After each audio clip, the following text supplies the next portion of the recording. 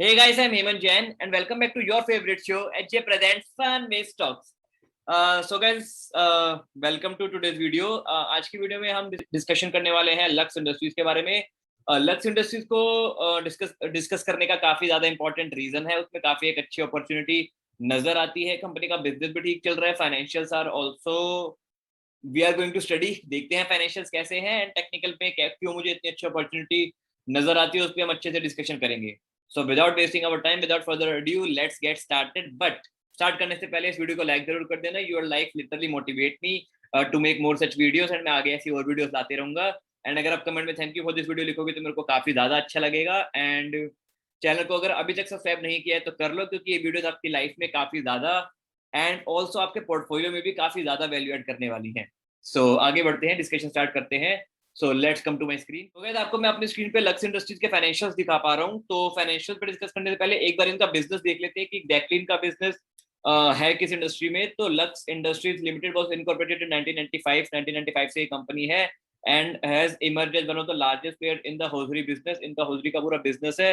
इनके range of products है related to undergarments, related to various branded wear इनके products हैं। और ये मार्केटिंग में काफी ज्यादा स्पेंड करते हैं। अपना खुद नहीं लिखा हुआ है कि हाई मार्केटिंग स्पेंड 8% ऑफ इनका टर्नओवर है वो ब्रांड बिल्डिंग में ही जाता है। तो स्टार्स लाइक वरुण धवन, अमिताभ बच्चन, विराट कोहली, ऐसे ऐसे स्टार्स इनके जो है ब्रांड एम्बेसडर्स हैं। डिस्ट्रीब्यूशन नेटवर्क इनका काफी अच्छा है, मल्टी मैन्युफैक्चरिंग प्लांट्स हैं, ये सब ठीक है।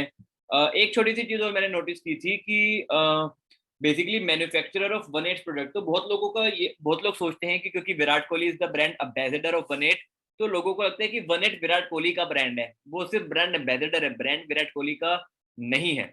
तो यहाँ पे भी इन्होंने मेंशन किया clearly, the company through it's wholly owned subsidiary Artimas Fashion Limited, I hope I'm pronunciating it correctly, Artimas Fashion Limited will be manufacturing and marketing a unique collection of socks, underwear and sleepwear for One It brand. One It brand के products को भी यही manufacture करेंगे, which is endorsed by Virat Kohli.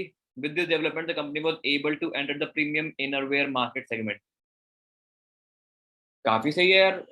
Basically बनेट के product को यही manage करेंगे and focus on export. Presently export contribute around 10% of revenue and 90% is domestic sales. The exports are mainly in Africa, Middle East, Australia and Europe. तो यार इनके अभी सिर्फ 90% जो है वो पूरा डोमेस्टिक है, इंडिया में ही सेल से आता है, और फिर 10% एक्सपोर्ट होता है। And they are mentioning that they are going to focus more on export, की ज्यादा से ज्यादा एक्सपोर्ट हो, थोड़ा सा ज्यादा पैसा वहां से भी आए। कंपनी की जीरो आउटसोर्सिंग है। Company manufactures 100% of its products in house with zero outsourcing.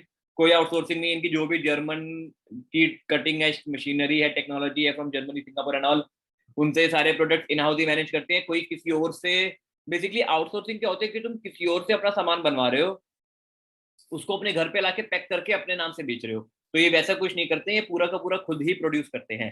तो अच्छी बात है काफी। अब एक बार हल्का सा बिजनेस इसका देख लिया, एक बार इनकी वेबसाइट पे भी जाके देखना चाहूंगा मैं कि इनके कितने सारे प्रोडक्ट्स हैं। तो अगर मैं प्रोडक्ट्स पे जाऊँ तो मेन कैटेगरी में इनका लक्स कोजी है, ओन है, जेनेक्स है, तो वन एट है। मतलब बहुत सारे इनके प्रोडक्ट्स हैं। किसी पे भी अगर आप क्लिक करके देखना चाहो तो डिटेल में आप देख सकते हो, polo T shirt and all.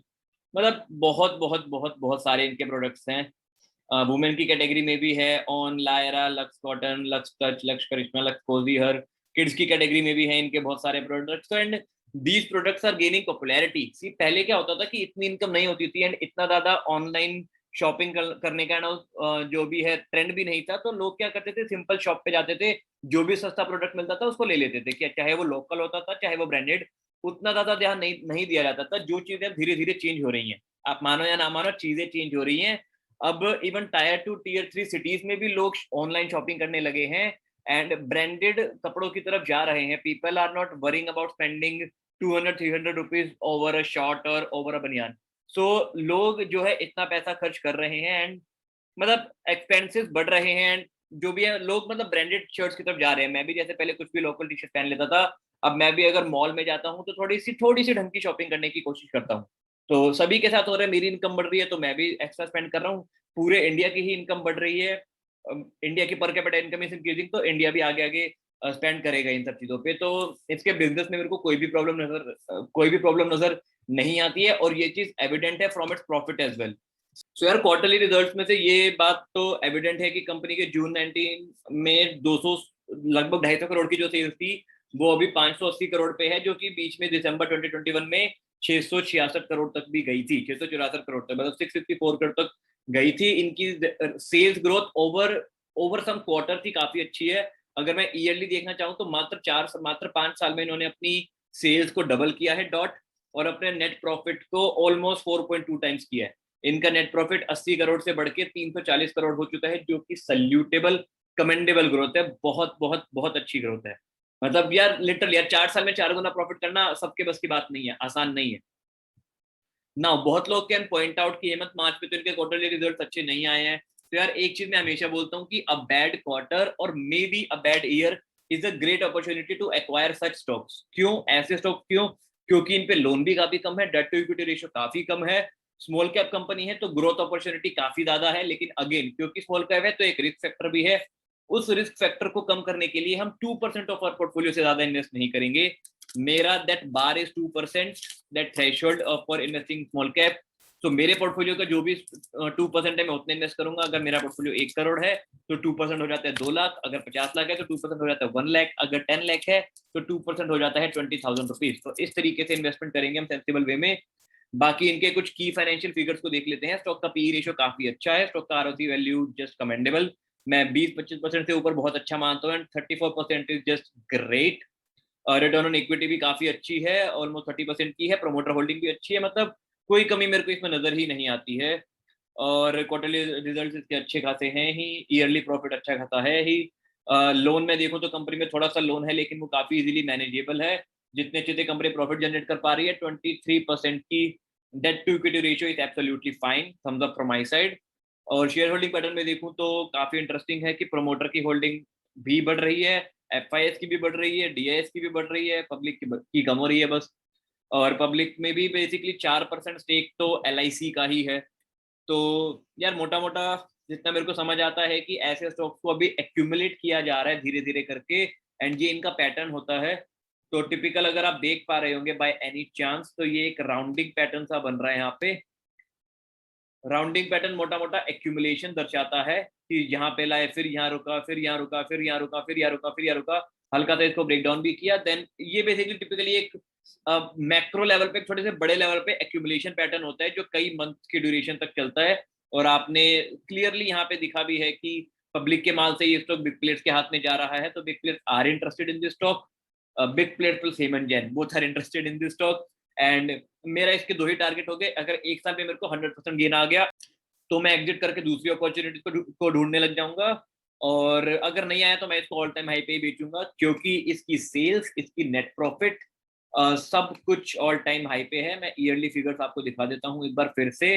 Sales sales are at all time high, net profit are at all time high. Same बात मैंने आईटीसी के लिए बोली थी, काफी ऊपर आ गया। सेम बात मैंने एबॉट इंडिया के लिए बोली थी, अपना ऑल टाइम हाई बनाने के बाद वो फिर से गिरा। सेम बात मैंने टीवी18 ब्रॉडकास्ट के लिए बोली थी, उसने भी काफी अच्छे रिजल्ट शो किए थे, हमें अच्छा खासा प्रॉफिट दिया था, वापस नीचे आया हुआ है। तो ये चीज सच है, तुम चाहे मानो चाहे ना मानो। एक बहुत गलत मिसकंसेप्शन है मार्केट में कि अगर स्टॉक गिर रहा है तो स्टॉक बुरा हो गया, स्टॉक बढ़ रहा है तो स्टॉक अच्छा हो गया। ऐसा कुछ नहीं होता है। स्टॉक अच्छा है या बुरा ये डिसाइड होता है उसके प्रॉफिट एंड लॉस से, उसके बिजनेस से। और सस्ता है या महंगा ये डिसाइड होता है चार्ट से। तो चार्ट में क्लियरली मूविंग एवरेज स्ट्रेटेजी के अकॉर्डिंग यहाँ पे बाय बाय सिग्नल आया हुआ था। मूविंग एवरेज स्ट्रेटेजी के अकॉर्डिंग यहाँ पे बाय सिग्नल आया हुआ था, एंड क्योंकि प्राइस उससे नीचे ही अवेलेबल है then it is still a buy signal for me. And मैं स्टॉक को रिसेंटली मैंने अच्छी खासी क्वांटिटी में एक्यूमुलेट किया है। अगेन दैट अच्छी खासी quantity is not more than 2% of my portfolio. क्योंकि स्मॉल कैप है तो एक प्रॉपर डाइवर्सिफिकेशन हमें फॉलो करनी होती है, because there are some added risk with small cap. जैसा कि आपने देखा कि इतनी easily, not that easily but ये ऊपर से मोटा मोटा 62% करेक्ट हो चुका है। अगर ये 62 हो सकता है तो ये 80% भी करेक्ट हो सकता है, कोई कोई नहीं रोक रहा है इन स्टॉक्स को इतना करेक्ट होने से। बट पॉइंट इज या इसीलिए हम डाइवर्सिफिकेशन को फॉलो करते हैं कि लार्ज कैप पे थोड़ा ज्यादा पैसा रहे, कि वहां पे वॉलेटिलिटी थोड़ी कम हो। अगर आपको ज्यादा रिटर्न चाहिए तो इसमें ज्यादा भी इन्वेस्ट कर सकते हो, लेकिन मैं 2% से ज्यादा इन्वेस्ट नहीं करूंगा। एक और चीज मैं आपको दिखाना चाहूंगा कि आप ये मत सोचना कि इतना गिरा है तो कभी रिकवर नहीं करेगा। 2018 की पीक से ये स्टॉक 60% करेक्ट हुआ था, और उसके बाद 60% तो रिकवर किया ही। ठीक है, यहां से एक सेकेंड, या जस्ट अ सेकेंड। उसके बाद यहाँ से ये 60% तो पूरा रिकवर किया ही, 143%। उसके बाद इतना ही और चला गया, आप देख रहे हो। तो मैं उतना और जाने का वेट नहीं करूंगा, मैं एग्जिट कर जाऊंगा अपने टारगेट पे। और जितना टाइम इसको नीचे आने में लगा था, आपको दिख रहा है उससे काफी कम टाइम में ये ऊपर चला गया। Similar opportunity I am seeing in this stock right now. और अनदर रीजन इज कि अपने मल्टी ईयर लेवल के सपोर्ट रेजिस्टेंस के काफी पास है। आप जो वर्ड बोलना चाहो बोल लो। बेसिकली वो एक रेंज होती है, एक नंबर नहीं होता है। दिस इज द रेंज मोटा मोटा। तो अगर मैं देखूं तो यहाँ पे पहले एक काफी ज्यादा रेजिस्टेंस था, इसको एक बार टकराया, दो बार टकराया, काफी ज्यादा नीचे आया। उसके बाद फिर यहाँ पे जाके मैसिव वॉल्यूम मैसिव स्ट्रेंथ के साथ इसने ब्रेकआउट दिया। उसके बाद आके फिर से इसको एज अ सपोर्ट, ज्यादा सपोर्ट इसको एज अ यूज नहीं किया, सीधा ये ब्रेक हो गया और उसके बाद इसी रेंज पे अवेलेबल है। तो मेरे को अंडर वैल्यूड ही नजर आता है कि अपने लॉन्ग टर्म रेजिस्टेंस पे अवेलेबल है। उसको as a support support use नहीं किया है, हल्का सा नीचे चला गया है, लेकिन मतलब ओवर वेट करने का मेरे पास कोई रीजन नहीं है। इस स्टॉक में इतनी अच्छी अपॉर्चुनिटी है ऑलरेडी, सो मैंने एक्वायर कर लिया है। आपको इन्वेस्ट करना है या नहीं, that is your choice, that is your personal decision. इस वीडियो के बेसिस पे आपको बस सीखना है, नॉलेज लो कि मैंने किन किन पैरामीटर्स को स्टडी किया, मैंने कैसे इसके प्रॉफिट को स्टडी किया, कैसे मैंने डेट टू इक्विटी रेशियो पे ध्यान दिया, क्यों मेरे लिए आरओसी वैल्यू काफी मैटर करती है, क्यों मैंने पी रेशियो पे बहुत ज्यादा ध्यान नहीं दिया, क्योंकि पी रेशियो एक तो हमारे फेवर में है, कम है, और उसके साथ साथ कंपनी की ग्रोथ भी बहुत अच्छी है। किस तरीके से मैंने शेयर होल्डिंग पैटर्न को ऑब्जर्व किया, ये सारे पैटर्न आप ऑब्जर्व करना सीखो। आपका इन्वेस्टमेंट गेम भी स्ट्रांग होगा, ट्रेडिंग गेम भी स्ट्रांग होगा, पोर्टफोलियो में प्रॉफिट भी लगातार आएंगे। So I hope this video make sense to you, and video अच्छी लगी हो तो लाइक जरूर करना है, कमेंट में thank you for this video भी लिखना है। आपका कोई और स्टॉक की क्वेरी हो, कोई और क्वेश्चन हो, तो आप कमेंट में लिख सकते हो। I would really, really, really love to answer your questions, and I will see you very soon in my next video. Take care, stay safe, and happy investing.